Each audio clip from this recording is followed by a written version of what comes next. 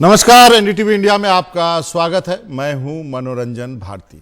आज चर्चा करेंगे चंपारण मटन की। जी हाँ, खाने में बहुत स्वादिष्ट होता है, बनाने में भी तीखा स्वाद होता है, बहुत स्वादिष्ट होता है, हांडी में बनता है। लेकिन आज उस मटन की बात नहीं करेंगे, आज बात करेंगे चंपारण मटन जो एक फिल्म है उसकी चर्चा करेंगे। और इस फिल्म की खासियत ये है कि ये एफटीआई के छात्रों के तरफ से, डायरेक्टर जो है वो वहाँ के छात्र हैं, उन्होंने बनाई है और ये फिल्म ऑस्कर में गई है।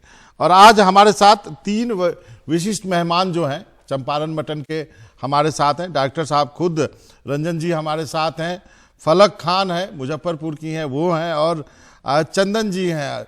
ये सारे आप चंदन जी को जानते होंगे। चंदन जी, आपको बताओ, हमारी डायरेक्टर है अदिति, वो कह रही थी ये बंदा मुझे बहुत पसंद है, तो आपके पास आऊँगा, लेकिन पहले डायरेक्टर साहब के पास चलते हैं। रंजन जी बताएं इस फिल्म के बारे में। ऑस्कर में पहुंची है, यहां तक की जर्नी का इस फिल्म की क्या रही है? ये फिल्म एक डिप्लोमा फिल्म है जो भारतीय फिल्म और टेलीविजन संस्थान के द्वारा बनाई गई। और हर एक साल लगभग 10 स्टूडेंट का सिलेक्शन होता है एक डिपार्टमेंट में। उस तरह से 10-10 हर डिपार्टमेंट में सिलेक्शन होता है, और सब लोग दसों स्टूडेंट जो होते हैं डायरेक्शन, स्क्रीन प्ले, राइटिंग की कोर्स 3 साल का होता है। और सब को लास्ट में एक फिल्म बनाना होता है ताकि उसको इवैल्यूएशन की जाए और उसको उस पे सर्टिफिकेट मिल सके। तो मेरा चूंकि जुड़ाव बिहार से है और मैं बिहार से आता हूँ, हाजीपुर के मीनापुर मधुबन से आता हूँ, तो और मेरा ननिहाल चंपारण में है, तो इसलिए चंपारण का स्टोरी मैंने लिखा। और ये स्टोरी लॉकडाउन के बाद की, जो एक मध्यम वर्ग या कहें जो भी, हर किसी को कुछ ना कुछ समस्याओं से गुजरना पड़ा था। तो ये पोस्ट लॉकडाउन की कहानी है जिसमें एक निम्न मध्यम परिवार या बिलो पॉवर्टी लाइन हो, या जो भी, जैसे भी जिस हाल में जो थे, सबको कुछ ना कुछ कठिनाइयों का सामना करना पड़ा है। तो उन्हीं उन्हीं के जीवन की ये रोजमर्रा की कहानी को बयां करती है ये चंपारण मटन, जिसमें मटन को मैंने एक मेटाफर के रूप में लिया है। क्योंकि मेरी माँ चंपारण से है और वो मटन का एक इतिहास है। चंपारण में मटन का एक बहुत पुराना इतिहास है और बहुत ही डिलीशियस होता है। तो मुझे जब ये कहानी लिखनी थी और अपना डिप्लोमा बनाना था, तो एक्चुअली केवल मैं ही इस स्टोरी को ये करके नहीं होता है। वहां पे जो 5 लोग होते हैं, डायरेक्शन के, साउंड के, एडिटिंग के, सिनेमाटोग्राफी के, ये सारे लोग मिलके उस स्टोरी को मैं लिख के लेके जाता हूँ उनके पास, और वो भी डिफाइन करते हैं, वो भी उसको इवेलुएट करते हैं कि ये स्टोरी पे हम लोगों को काम करना चाहिए कि नहीं। फिर उसके बाद मेंटर्स होते हैं, हमारे प्रोफेसर्स होते हैं, जो एक गाइड की तरह स्टोरी को गाइड करते हैं। हर रोज उन पे मैं काम करके जाता हूँ। लगभग 3 महीना 4 महीना ये केवल स्टोरी पे काम होता है। तो तो रंजन जी, ये जी रंजन जी, ये फिर यहाँ से चंपारण से ये ऑस्कर तक का सफर, उसके बारे में बताइए दर्शकों को। हाँ, तो ये ऑस्कर तक का सफर ये है कि जब ये फिल्म बन गई, बनने के बाद हमें तो मार्क्स मिल गए और हम पास आउट हो गए। लेकिन बनने के बाद ये फिल्म है, ये फिल्म को जो भी फेस्टिवल्स ऑर्गेनाइज होते हैं, तो एफटीआई हर फेस्टिवल में ये फिल्में भेजती है। जो मेरे 10 बैचमेट हैं, सबकी फिल्में किसी न किसी फेस्टिवल में जाएंगी। तो उसी में जब ऑस्कर का ओपनिंग था, तो उस समय मेरी फिल्म बन के तैयार थी, और एक कमेटी काम करती है एफटीआई में। एक सब डिपार्टमेंट के एचओडी मिलके ये सेलेक्ट करते, डिसाइड करते हैं कि कौन सी फिल्म भेजनी चाहिए और कौन सी फिल्म किस फेस्टिवल में भेजनी चाहिए। तो उसमें हमारा फिल्म सेलेक्ट हुआ, और एफटीआई में भी काफी लोगों ने फिल्म को लाइक किया। मतलब एफटीआई में रिकॉर्ड स्क्रीनिंग हुआ, लगभग 8 बार एफटीआई में इस फिल्म का स्क्रीनिंग हुआ। जनरली 2-3 बार, एक बार ऐसे स्क्रीनिंग होता है। तो काफी लोग एंजॉय कर रहे हैं इस फिल्म को। इस फिल्म में मैंने 2 गाने, मैं और मेरे साउंड डिजाइनर शुभम घाटगे है। पहले मैं अपने टीम का, जिनका ये डिप्लोमा है, उनका नाम लेना चाहता हूँ। शुभम घाटगे, जिनके गांव में ये फिल्म शूटिंग हुई है, बारामती में, और कमलेश्वर गांव है, और वैष्णवी कृष्णन है जिन्होंने एडिटिंग। जी फ्रीज हो रहे हैं। रंजन जी के पास चलेंगे अब। फलक आपके पास आना चाहता हूं। मुजफ्फरपुर से आप आती हैं, एक बिहार की लड़की के लिए मुंबई में अपना मुकाम बनाना कितना स्ट्रगल, आपकी क्या कहानी है?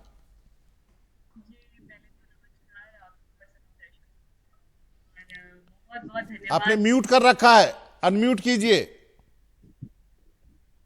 जी अनम्यूट है, अभी आ रही है आवाज? हाँ जी आ रही है। तो सबसे पहले तो नमस्कार आपको और हमारे सभी दर्शकों को। जी और आपने हमें अपने प्लेटफॉर्म पे बुलाया, उसके लिए बहुत बहुत धन्यवाद। हम लोग बहुत खुशनसीब समझते हैं अपने आप को। देखिए, जैसे कि ये फिल्म है हमारी, और इस सफर की अगर मैं बात करूं तो डेफिनेटली एक छोटे शहर से मुंबई तक का सफर, मुजफ्फरपुर टू मुंबई का सफर एक रहा है। काफी स्ट्रगल भरा, हर दिन एक स्ट्रगल, हर दिन उठना, हर दिन चीजों को, नए नए चीजों को एक्सपीरियंस करना। बट कहते हैं कि जितना आप तपेंगे उतना आप खरा सोना बनेंगे। तो मुझे लगता है कि वैसे ही हम लोग आर्टिस्ट के तौर पे हर दिन तपते हैं और हर दिन स्ट्रगल करते हैं, और खरा सोना के तौर पे मुझे लगता है कि टुवर्ड्स दैट, अभी तो नहीं बोलेंगे कि हम लोग एक खरा सोना हो गए हैं, नहीं, वो तो हमारे दर्शक और आप लोग बताएंगे कि हम लोगों ने कितना अच्छा काम किया, नहीं किया। लेकिन आज अगर हमारी फिल्म चंपारण मटन की बात करें, ऑस्कर्स के सेमी फिनाले राउंड तक पहुंची है, तो डेफिनेटली जैसे हमारे डायरेक्टर सर ने बताया कि ये पूरी टीम की मेहनत है। सब लोगों को बहुत बहुत कॉन्ग्रेचुलेशंस, और and thank you so much कि मुझे और चंदन को इस फिल्म में काम करने का मौका मिला, और हम लोगों ने काम किया, और लोगों का बहुत प्यार मिला। हम लोगों को बहुत अच्छा लग रहा है कि हमें ऑन स्क्रीन देख के, हमारी केमिस्ट्री को देख के लोग बहुत खुश होते हैं। तो एज एन आर्टिस्ट ये इससे ज्यादा सेटिस्फैक्शन नहीं हो सकता है। और चंदन बहुत अच्छे इंसान है, और मुझे लगता है कि बहुत अच्छे एक्टर है। और ये सारी चीजें मुझे लगता है कि ऑन स्क्रीन केमिस्ट्री इसलिए हमारी बहुत अच्छी रही। चलिए आप चंदन जी के बारे में जिक्र करें। चंदन जी हैं हमारे स्क्रीन पर। चंदन जी, जैसा मैंने कहा, आप मेरे ऑफिस में भी आपको लोग पसंद करते हैं। जैसा मैंने कहा, मेरी डायरेक्टर ने कहा कि ये लड़का बड़ा कूल है। तो का हाल बा चंदन जी? बहुत बढ़िया है अभी। और आपके ऑफिस में मेरे फैन है और मेरे घर में आपके फैन है। और क्योंकि मैं भी आईएएमसी से हूँ, Indian institute of mass communication, तो लंबे समय से मनोरंजन सर मैं आपको देखते आ रहा हूँ। जी धन्यवाद। तो कैसे ये सफर कैसा रहा आपका? कैसे मुंबई पहुंच गए आईएमसी से? नहीं सर, मुझे जाना तो था मुंबई ही, लेकिन कुछ पैसे मुझे बनाने थे, तो पत्रकारिता कर ली। 2.5 साल दैनिक जागरण में था मैं, और कुछ पैसे ले लिए। बस थोड़े से ही पैसे थे, आप तो जानते हैं पत्रकारिता में कितना पैसा मिलता है। तो मुझे बड़े थोड़े कम सैलरी थे, तो जो भी इकट्ठा किया मैं, 2.5 साल मैंने जॉब किया। और उसके बाद मुझे लगा कि अब 5-6 महीने के पैसे हमारे पास इकट्ठे हो गए हैं, तो मैं सर चला गया मुंबई। और मुंबई जाना तो शुरू से ही था। रास्ते में आईएमसी और पत्रकारिता वगैरह को मैंने रखा था कि मतलब मैं एक ऐसे बैकग्राउंड से हूँ जहां पर मेरे घर वाले मुझे 1-1.5 लाख रुपया दे करके मुंबई नहीं भेजने वाले थे। तो ये पैसे मुझे खुद से ही कमाने थे। तो मेरे लिए पत्रकारिता से बेहतर कोई और ऑप्शन था नहीं, दिख भी नहीं रहा था। बट इसका ये मतलब नहीं कि पत्रकारिता मेरा ऑप्शन बी था, कभी नहीं था। मैंने बस ऑप्शन ए लेके ही चला था सर, और बस होता चला गया। क्योंकि इसके अलावा मैंने और कुछ जीवन में कुछ आज तक कोई सरकारी फॉर्म नहीं भरा था, बिहार से होने के बावजूद भी। और कहीं कुछ दिमाग में आ ही नहीं रहा था एक्टिंग के अलावा। तो बस एक जैसे अर्जुन का ध्यान था ना मछली के बाईं आंख पे, मेरा भी इसी तरह मेरे दोनों आंख मुंबई पे थे।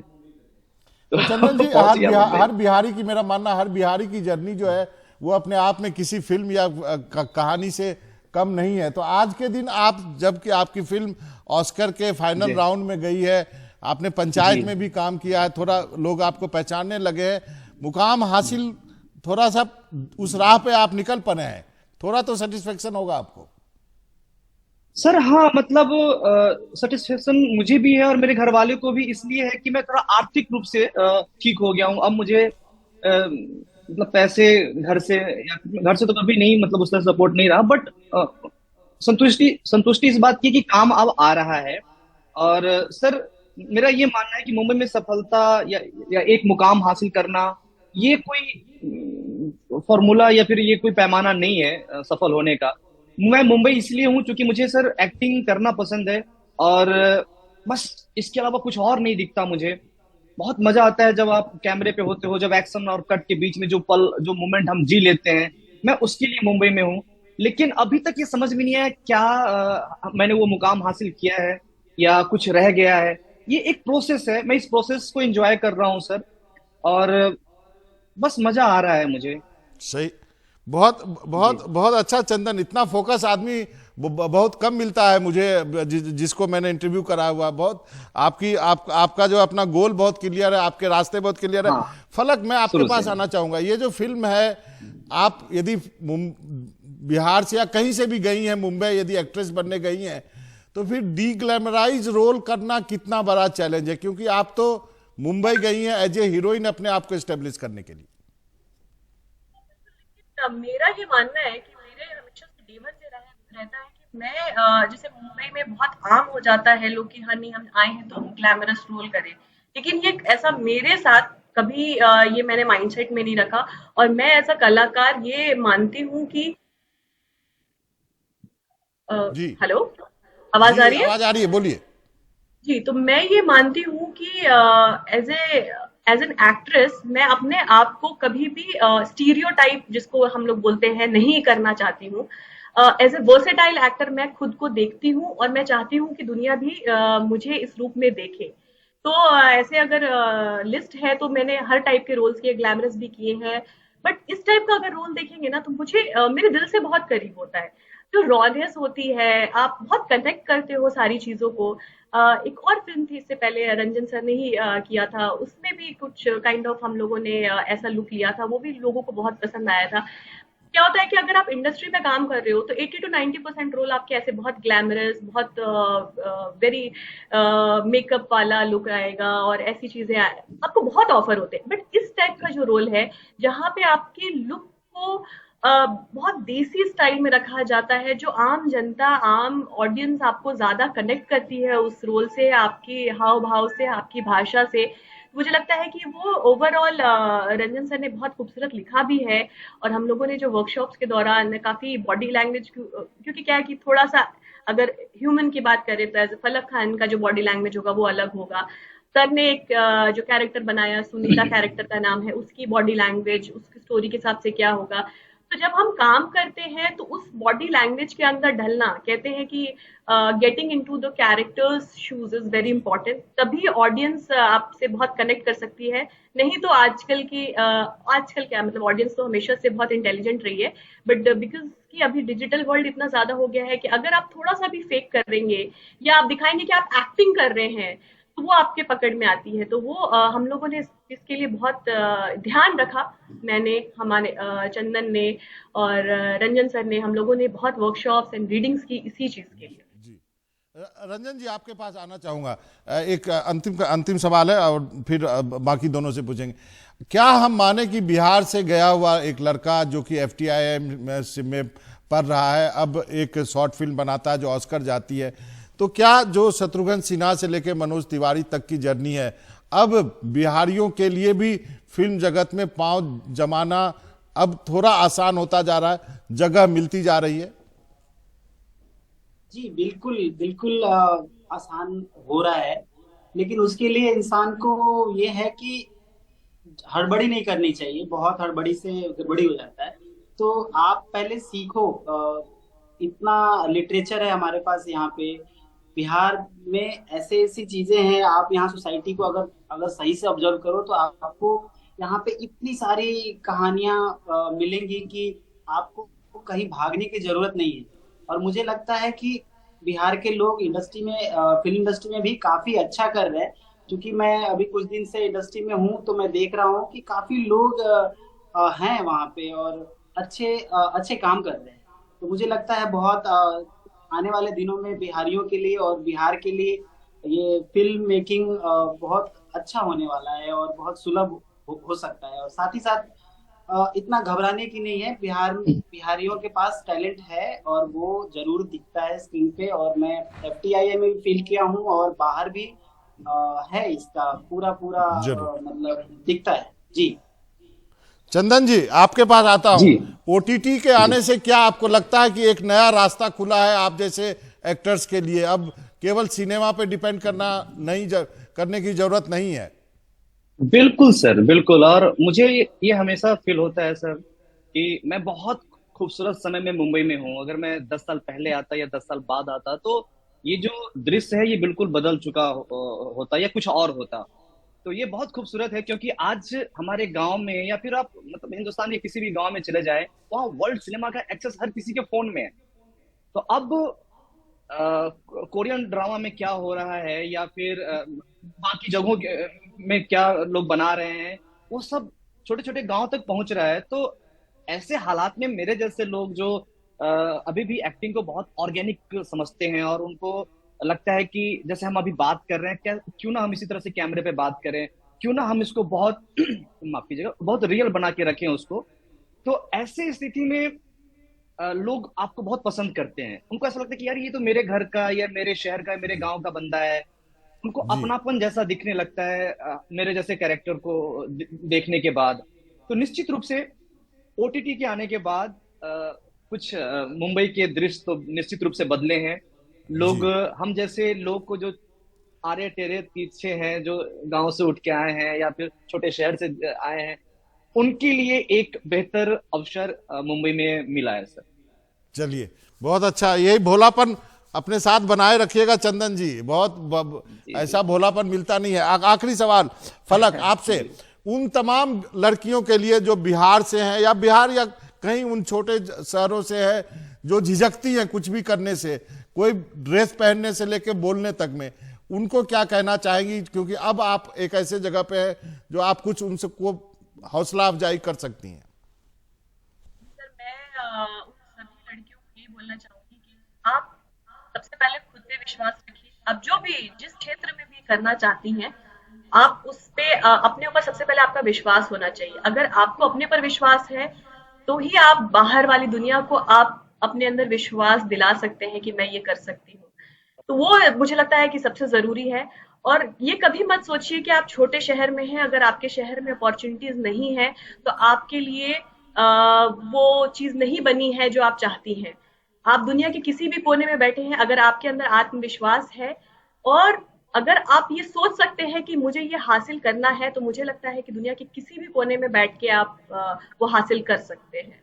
और आप बाहर निकलिए, अपने आप के अंदर झांकिए, क्या आपको लगता है कि जिंदगी में ये कर सकते हैं आप? जैसे कि मुझे लगता था बचपन से कि मैंने मतलब इंजीनियरिंग भी की है, मैंने एमबी भी किया है। वो एज ए स्टडी के लिए, एज ए पर्सनालिटी के लिए मुझे लगता है कि कहीं ना कहीं बहुत साथ देता है। लेकिन सब चीज करने के बाद भी अगर आप आर्टिस्ट बनना चाहते हो या फिर आप क्रिएटिव फील्ड में जाना चाहते हो, तो अंदर से आपको आवाज आएगी कि ये वो चीज नहीं है जिसमें आपको करियर बनाना है। मतलब दिल से ये आवाज आएगी कि आप इसमें शायद 1000% नहीं दे सकते हो। आप अपना 1000% किस चीज में दे सकते हो, वो खोजने की जरूरत है आपको अंदर झांक के। चलिए। और मुझे ये आवाज पता थी कि मैं एक अभिनेत्री बन के वो अंदर की जो मेरी आवाज है उसको सेटिस्फाई कर सकती हूँ। उस रास्ते में मुझे जो भी कठिनाई आएगी, मुझे जो भी स्ट्रगल करना पड़ेगा, देर या सवेर, आज होगा या कल होगा, जरूर होगा। ये आत्मविश्वास होना चाहिए आपके अंदर, तो आप आगे बढ़ेंगी और फिर कोई नहीं रोक सकता है आपको, चाहे आप इंडिया दुनिया के किसी भी कोने में हो। आप तीनों का बहुत बहुत शुक्रिया, आपने वक्त निकाला एनडीटीवी से बातचीत करने के। Thank you. Thank you so much. Thank you sir.